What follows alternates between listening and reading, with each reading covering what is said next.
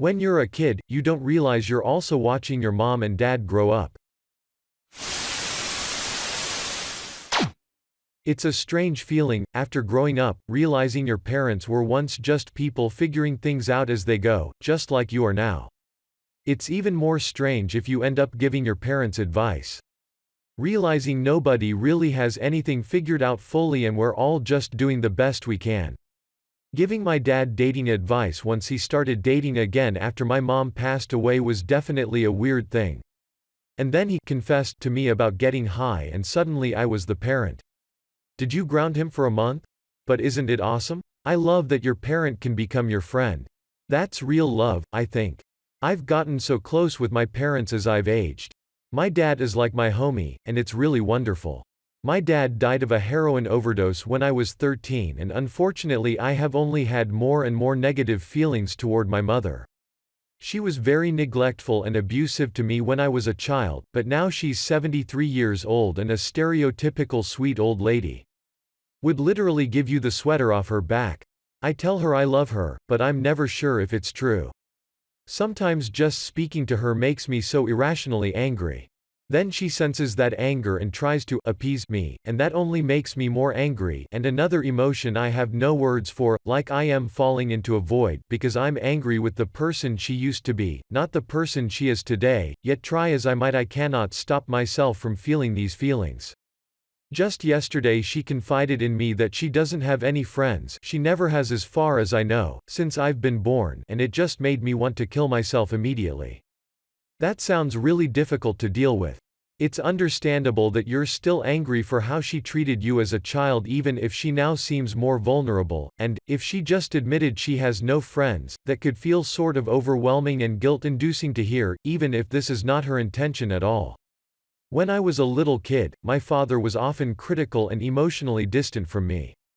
My parents divorced when I was a teenager and from that point he was full of flattery and loving words and was very solicitous towards me and seemed very sad and lonely, but I couldn't talk to or be around him without this feeling of irritation and wanting to push him away and, since he was being so nice, I felt really guilty. I hope this doesn't sound presumptuous, but medication and therapy helped me deal with these things, maybe they could help you? It's weird to look at old pictures of you and your parents and realize how young they looked. I've been noticing that a lot lately. They don't age in your eyes until you can see the image of the past. Edit. Wow, thank you for the gold. It's my first, and honestly it really makes me happy it's about my parents and not something dumb. The craziest is when you're apart for a bit, then seeing them again you really notice the aging. Sad in a way, but humbling I suppose. Coming back after working away for 2 years was like a punch in the gut of how old my parents are getting.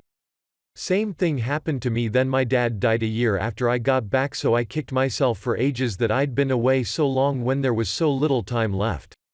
Obviously there is no way I could have known but the rational part of your brain isn't always friends with the grieving part of your brain.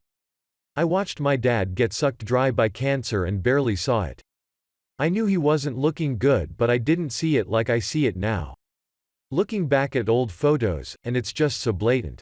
Things wouldn't have been better if I focused more on appearances, but I still feel guilty.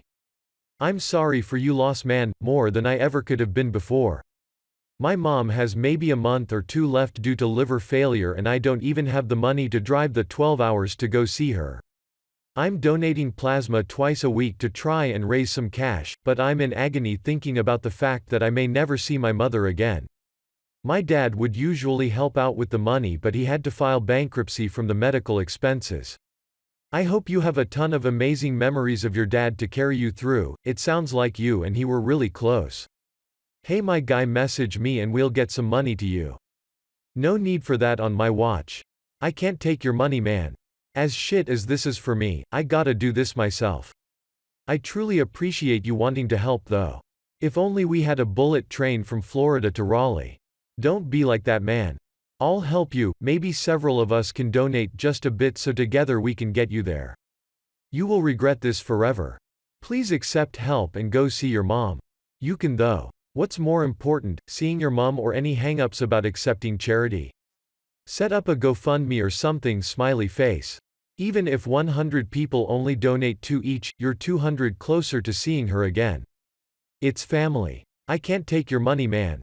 You should. Please post your PayPal address or something, let people help you.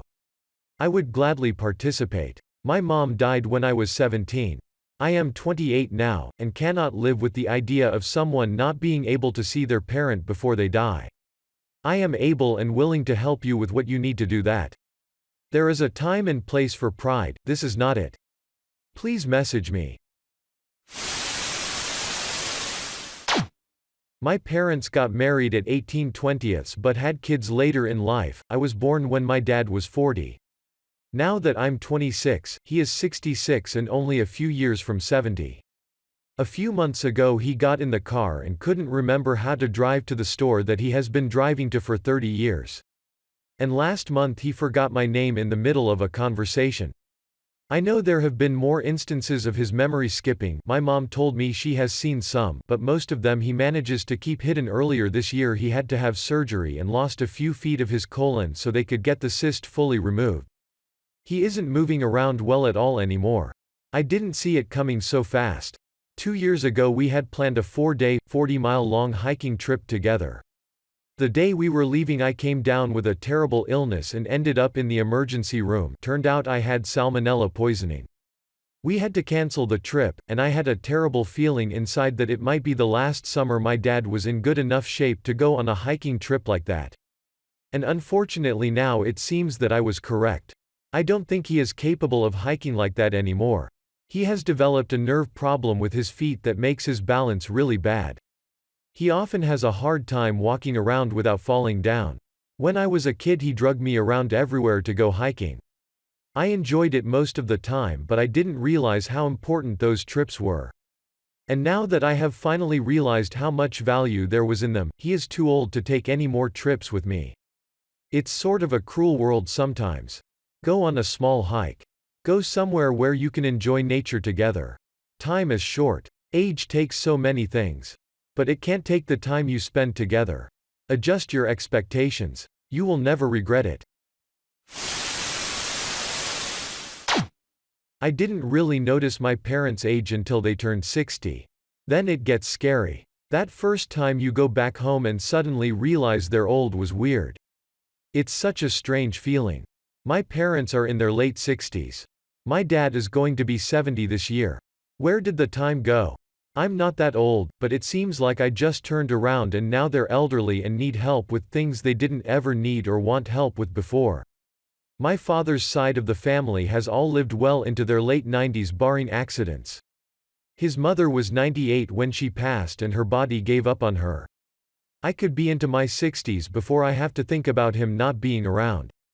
But my mother's side, not many of them made it to even their mid-70s, and with my mom being sick herself and the amount of things she forgets these days makes me really anxious. She's 64 and her mom only made it to 72. It feels like I have less than a decade with her now, even though I know her parents' ages don't necessarily have a correlation to what age she will make it to, simply because of better access to medical care. I still get great swooping surges of anxiety thinking about the future and her age. I remember seeing my grandparents and my parents together growing up, and they seemed so old to me at the time. But looking back, they were around the same age compared to their parents as I am now compared to mine, and I remember thinking they all had their shit together. Hell no they didn't, they were frontin' the entire time, lol, both of generations. It's Friday night. Who cut the onions? None of my grandparents made it to 80, my dad is pushing 63 and I am absolutely terrified of his mortality. He likes to say shit like, in 20 years, after I'm gone, and it makes my heart drop every time.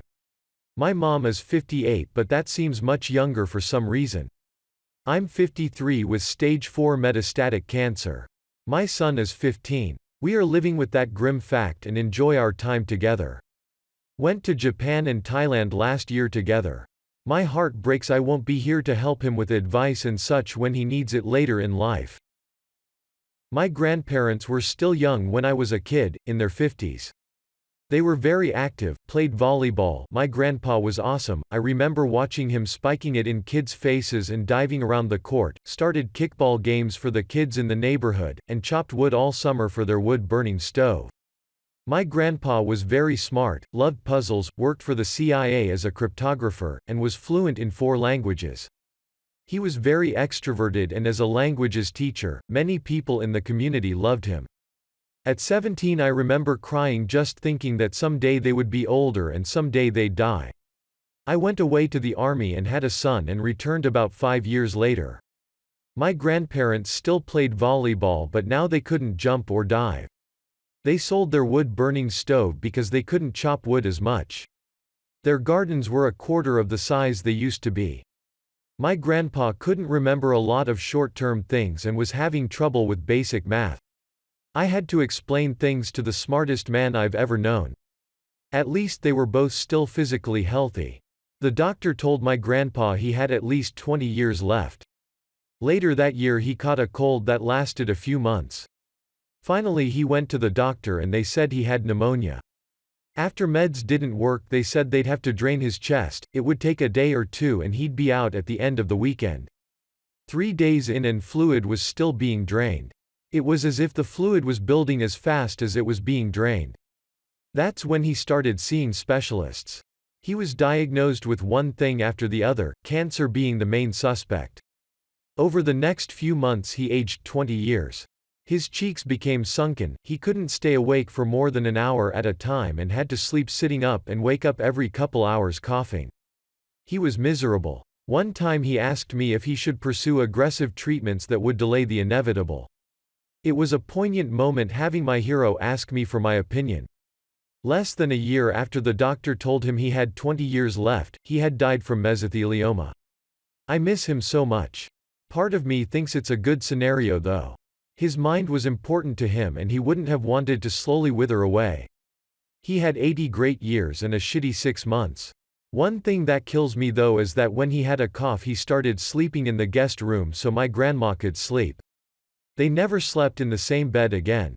Who would have thought? Now, almost 2 years later, my grandma has aged quite a bit. She moves slower, she's so lonely. She was independent to a fault and now she waits for me on Thursdays to take out her trash. She hints but won't ask for my help with things like putting on her sling after she slipped on ice at the bowling alley. She loved to sew but her eyes are so bad that she can't thread the needle anymore. I can't handle this again, it sucks. When I go to their house though it's the same house I grew up in, we lived next door when I was a kid. It's easy to remember waking up to the smell of eggs and coffee. When it's quiet I still hear the tick-tock of the clock that I used to fall asleep to and wonder if maybe I fall asleep I'll wake up as 5-year-old me again. Time is brutal.